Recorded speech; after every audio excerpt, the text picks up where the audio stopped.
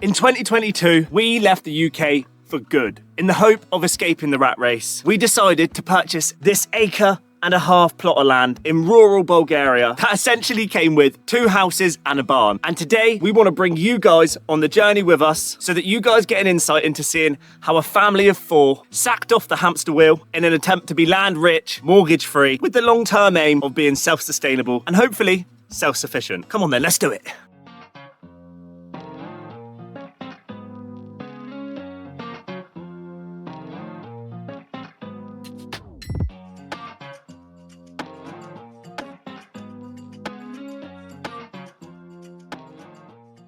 So knowing full well that the house we had purchased in Bulgaria was going to be completely uninhabitable due to it not being lived in for over 20 years, we decided it was going to make logical sense to buy a caravan for us to live in temporarily, which was a tough decision because we knew our budget was extremely tight as it was. The caravan cost us around £2,000, which in hindsight was a steal, but in reality for us, it was a huge investment. Now the crazy thing is, we never owned a caravan before, so to buy one specifically just for this purpose was another stress factor to our journey. Not only were we moving country, but now we were first-time caravan owners too, all at the same time. Chuck some kids, dogs and a cat into the mix and you've got one long, stressful but memorable journey. The route that we planned was the Harwich ferry to Holland, then into Germany, through Austria, Hungary, Serbia and then finally Bulgaria. It all started off really well, as all trips like this do in the beginning. Oh no, wait, that's not entirely true. We missed our ferry to Holland and had to sleep in the caravan in the car park, which was completely brimmed full with whatever belongings we tried to keep hold of whilst travelling over. We really weren't sure if we were going to lose our money for missing it, but luckily enough, they were really kind and allowed us to travel the next morning. Holland was a beautiful place. It had lovely roads, windmills and just overall amazing scenery, not to mention a lovely campsite where we rested up for a couple of days. Our intentions were to get to Bulgaria whilst at the same time trying to enjoy our trip through Europe. We genuinely had no intentions on staying anywhere more than a couple of days. That was at least until we got to Germany where we broke down and the steering rack had come loose from the frame of our car. Ideal when you're towing a caravan. Luckily it happened just as we arrived at our campsite, but it did mean we were stuck until it was fixed. So you can imagine the feeling from everyone thinking just our luck. Long story short, the only garage within a 25-mile radius was telling us it will be £5 to fix it. Well, we didn't have £5 to fix it, and me being me decided I could probably bodge something together that would at least get us to our new home in Bulgaria. After having a look and realising it was bodgeable with some nuts and bolts ordered off of Amazon. So I got to work trying to save our journey. We were stuck in the campsite for about 10 days until of course Dada fixed the car and we managed to get back on track. Now we did head through all of the other countries too, but after being stuck in Germany for so long, we were kind of just over it and really keen to get to Bulgaria to see our new home. So what we're going to do is skip the other countries, soz guys, and head straight over to our new home. After getting a really hard time at the Bulgarian border for bringing our caravan over without some form of registration document, which is not a thing in England by the way, they finally let us through because we didn't need one. We're almost certain they just wanted to rattle us for a bit of fun, to be quite honest with you. Everyone was completely exhausted and run down, and at this point just bloody nervous, seeing as we'd not actually seen the house before, apart from a video that was sent to us over WhatsApp. So here we were, pulling up to the house for the very first time. We were nervous, but full of excitement. All the travelling, all the hardship, all the things not going our way. We felt relieved to finally get here, only to realise there was no chance of getting the caravan onto the land. So it's back to the drawing board. We did plan for someone to help clear the land before arrival, but it was never actually completed, to our frustration. So not the start you want when arriving in 42-degree heat and weeks of travelling across Europe with a caravan full of your entire life. Anyway, we found somewhere to stay while we were figuring it all out for a couple of days until finally we found a guy with a digger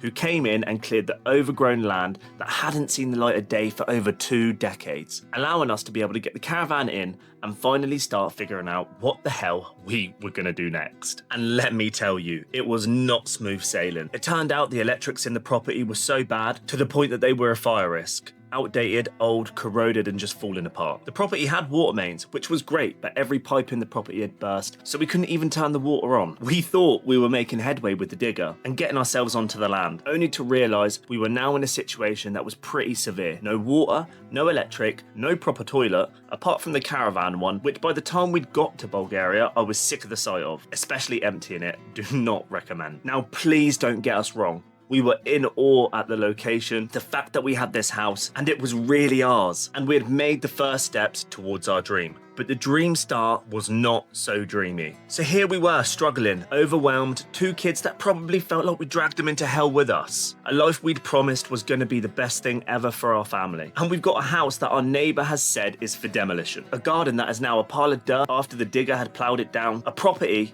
with no water, no shower, no toilet, no electricity, in a country we didn't know, surrounded by no friends, no family, no connections. And to top it off, we probably had about $4,000 left to our name. To put it simply, we were or at least it felt like that. But then we realised how far we'd come, how brave we'd been to make this move. Stupid to some or not. It was ballsy and you couldn't take that away from us. $7,000 for all of this, it seemed too good to be true. But it was true. It just didn't come with the "this choice will test you to your absolute limits" part when purchasing it. So what did we do? We did what anyone who's not willing to fail would do. We rolled up our sleeves and got to work, taking it one important job at a time. First, getting some sort of electricity, even if it would just power the caravan. Then, some water. With this, we could get clean, even if it was an outdoor shower made with our bare hands in some rocks and some mud. It was something no matter what. Fixing the pipes enough to get something going. After that, we built a decking so we were off the mud. After this, we built a septic tank from reclaimed materials on our land, which can I say, I hated every moment of. Building a septic tank by yourself, I do not recommend. But we got it done, and we finally installed that toilet. This was an iconic moment, might I add. After that, we got some hot water, followed by building a real indoor shower, which did blow up, but we did build one nonetheless, and now it's working just fine. You see, after doing these things, we realised we had the bare essentials. We could get clean, we weren't comfortable, but we were okay. We were getting by, and from there on in, we just went from strength to strength. Fixing the roof, installing ceilings, gutting the rooms, installing more electrics, new windows, building a bathroom, making our own kitchen sink, cementing floors, building chicken coops, you name it, we knew we could do it. And mostly because we got through that really hard part at the start. If you can get through having nothing, starting from literally ground zero, you can find a way to deal with the rest. Can I just add, we had no prior knowledge in building whatsoever, just basic DIY, literally nothing. Did it always go right? No. Did it go wrong a lot? Yes, of course it did. But did we quit? Never.